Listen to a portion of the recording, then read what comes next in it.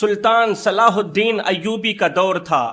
اس وقت کی جو سپر پاور تھی اس نے اعلان کیا کہ اس وقت مسلمان بہت زیادہ کمزور ہو چکے ہیں، لہٰذا مسلمانوں پر حملہ کیا جائے، ان کا نام و نشان مٹا دیا جائے، ان کا ستیہ ناش کر دیا جائے، پھر دنیا میں کوئی ان کا نام لینے والا نہ ہو.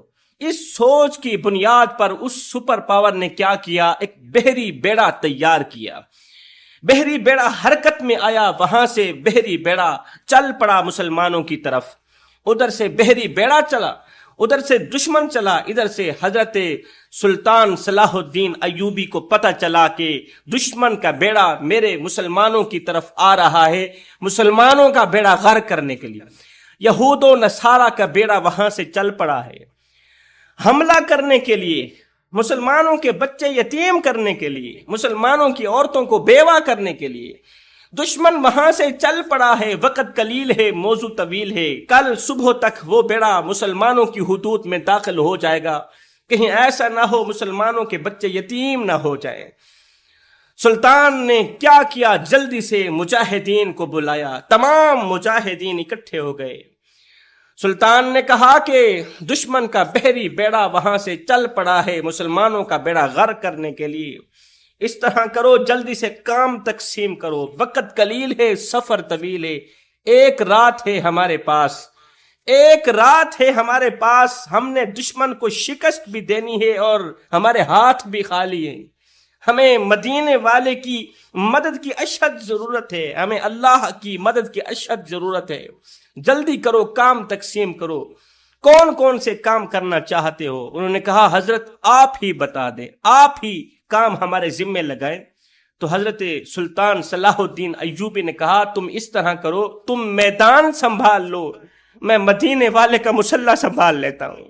تم میدان سنبھال لو، تم میدان پر بیٹھ جاؤ، میں کملی والے کے مسلح پر بیٹھ جاتا ہوں. انہوں نے کہا آپ کا حکم سر آنکھوں پر. مجاہدین میدان میں بیٹھ گئے. اللہ اکبر. مجاہدین کے ہاتھ خالی ہیں. ایک اللہ ہے، ایک مدینے والا ہے، کچھ نہیں ہے، ہاتھ خالی ہے. اب انہوں نے دشمن کو شکست کس طرح دی آپ سنے حیران رہ جائیں گے. جان میں جان آ جائے گی. پھر تمہیں فخر ہوگا، تم مسلمان ہونے پر فخر محسوس کرو. مجاہدین اٹھے، میدان پر بیٹھ گئے. حضرت سلطان صلاح الدین ایوبی اٹھے، مسجد اقصیٰ کے اندر داخل ہوئے. مسجد اقصیٰ بالکل قریب تھی. آپ عشاء کی نماز کے وقت مسجد اقصیٰ کے اندر داخل ہوئے. نماز باجماعت ادا کی. باجماعت نماز ادا کرنے کے بعد تمام لوگ نماز پڑھنے کے بعد واپسی اپنے اپنے گھروں کو چلے گئے، مسجد سے باہر نکل گئے.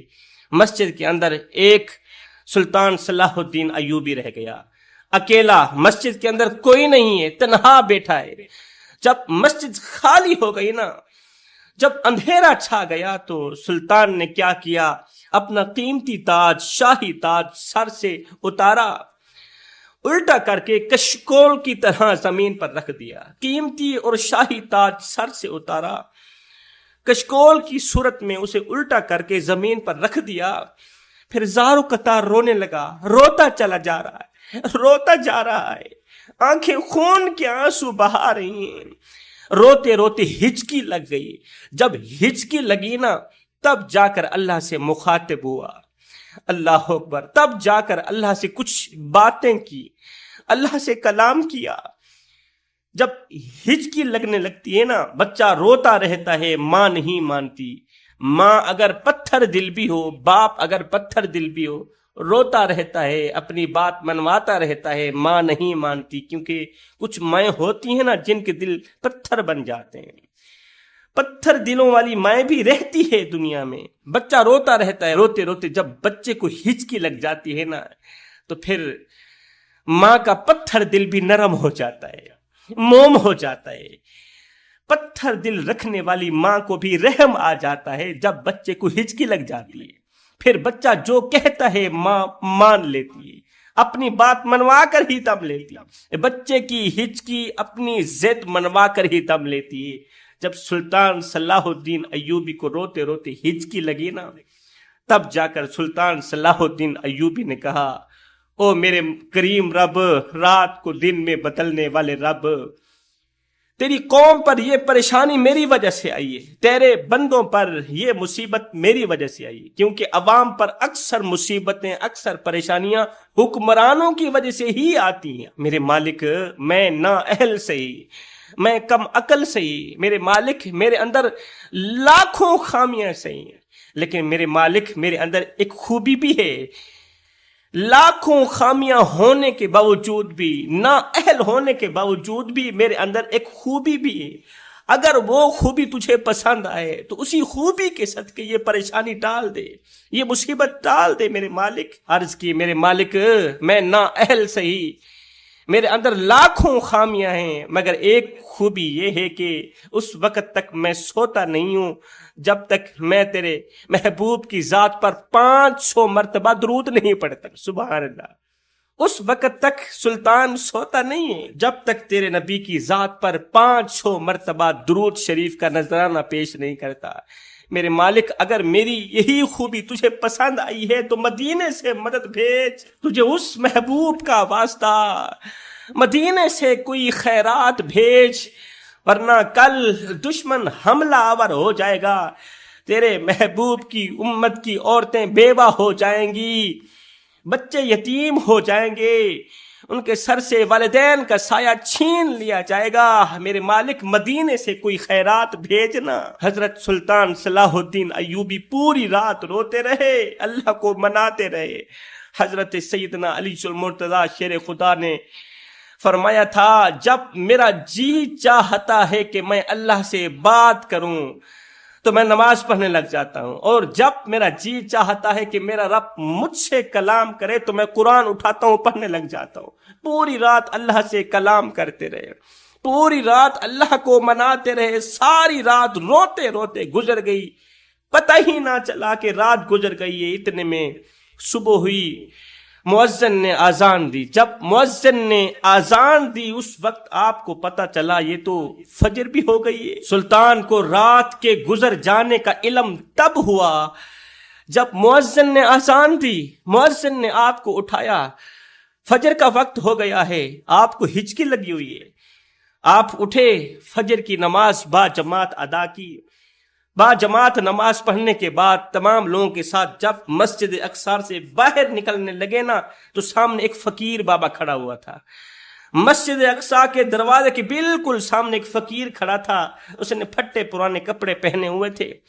جیسے ہی اس نے کسی اور کو نہیں چھیڑا، جیسے ہی اس نے سلطان صلاح الدین ایوبی کو دیکھا تو اس نے اپنے بازو کھول دیے، بازو پھیلا دیے، کہنے لگا، بیٹے آجا، میرے سینے سے لگ جا۔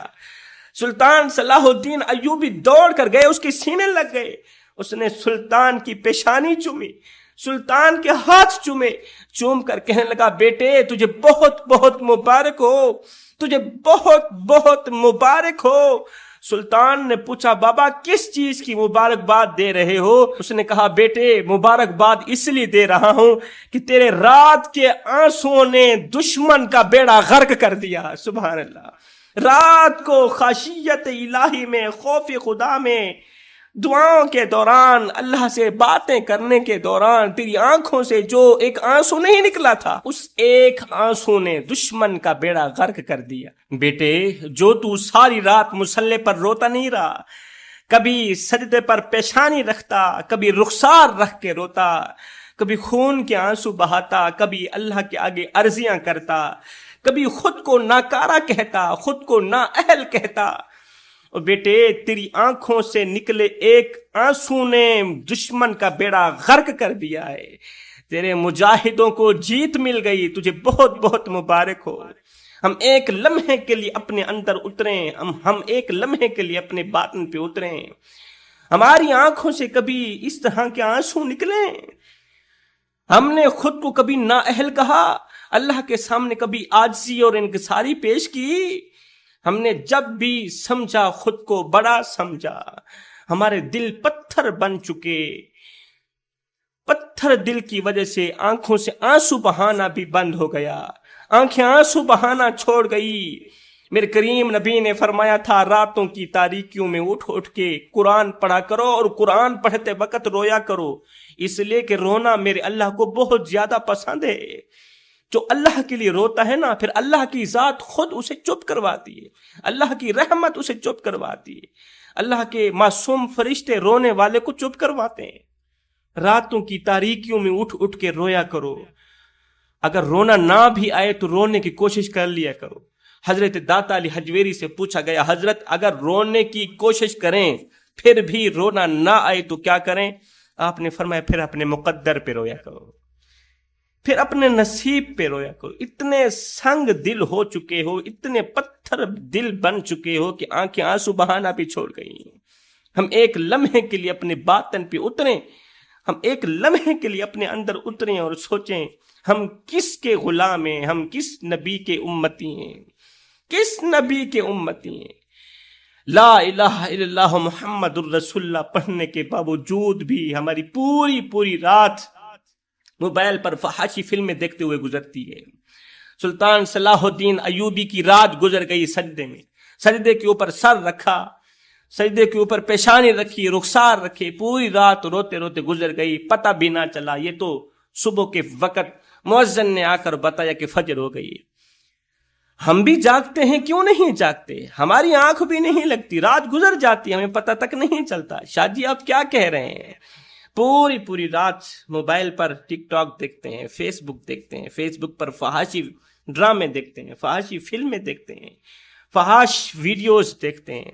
دیکھتے دیکھتے اچانک ہماری نظر جب اوپر گھڑی پر جاتی ہے نا، ٹائم پر جاتی ہے، تو ہماری آنکھ کھل جاتی، اوہ یار سو جائیں، 4 بج گئے ہیں، پتہ بھی نہیں چلی، 4 کا ٹائم ہو گیا، پتہ بھی نہیں چلا۔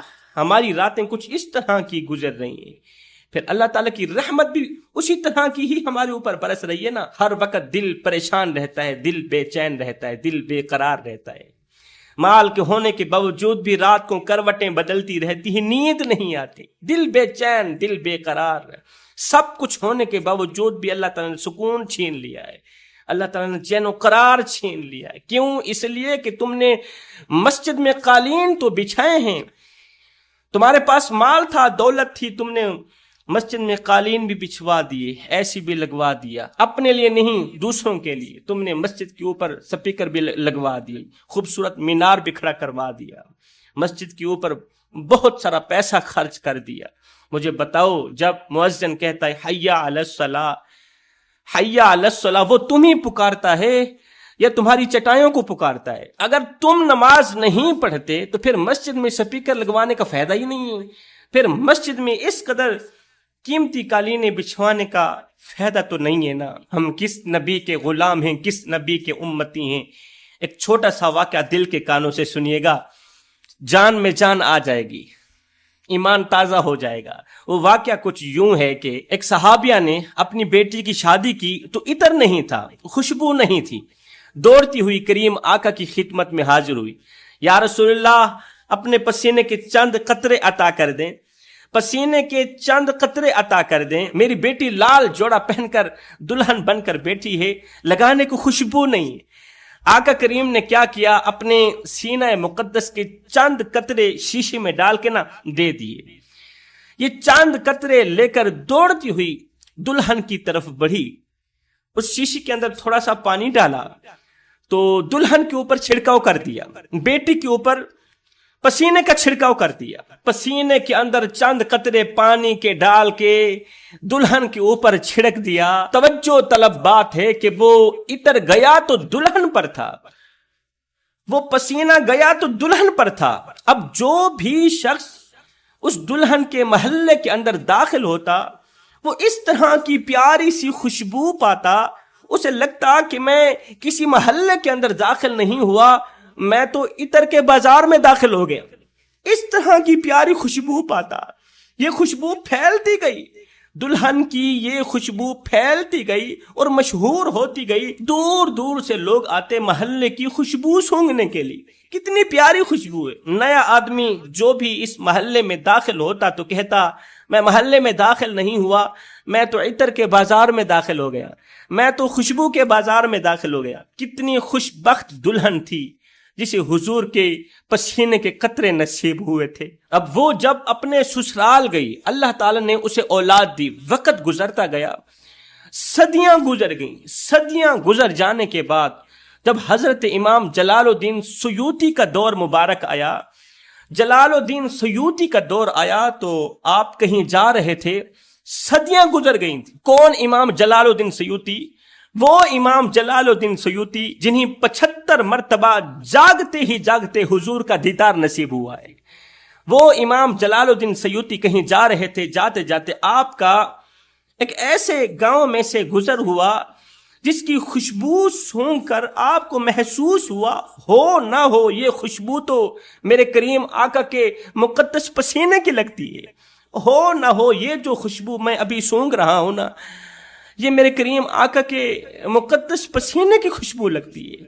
حضرت امام جلال الدین سیوطی نے اسی گاؤں کا رخ کر لیا، گاؤں کے اندر گئے، آپ نے پوچھا تم لوگ کہاں سے آئے ہو، تمہارا حسب نسب کون سا ہے، تمہارا شجرہ کون سا ہے، اپنا شجرہ دکھاؤ۔ جب آپ نے کافی ساری جانچ پڑتال کی تو پتہ چلا کہ وہ جو دلہن تھی نا، صدیاں پہلے والی جو دلہن تھی نا، جس کو حضور کے پسینے کے چند قطرے نصیب ہوئے تھے، یہ گاؤں کے لوگ اسی کی نسل کے ہیں، یہ گاؤں کے لوگ اسی کے خاندان کے ہیں۔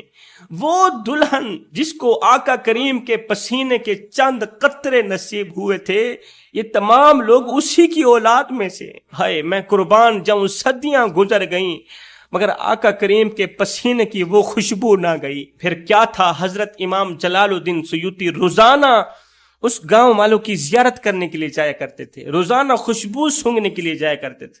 آپ نے اپنی زندگی کا معمول بنا لیا تھا روزانہ خوشبو سونگھنے کے لیے، روزانہ گاؤں والوں کی زیارت کرنے کے لیے جایا کرتے تھے۔ جوانوں، ہم اس نبی کے امتی ہیں، ہمیں وہ رہبر ملا ہے، ہمیں وہ نبی ملا ہے جس کے پسینے کی خوشبو 14 صدیاں بعد بھی ختم نہیں ہوتی۔ میں دعا کرتا ہوں اللہ ہمیں مدینے والے کے ساتھ سچی اور پکی محبت نصیب فرما، اور ہم گنہگاروں کو جلد از جلد توبہ کرنے کی توفیق عطا فرما۔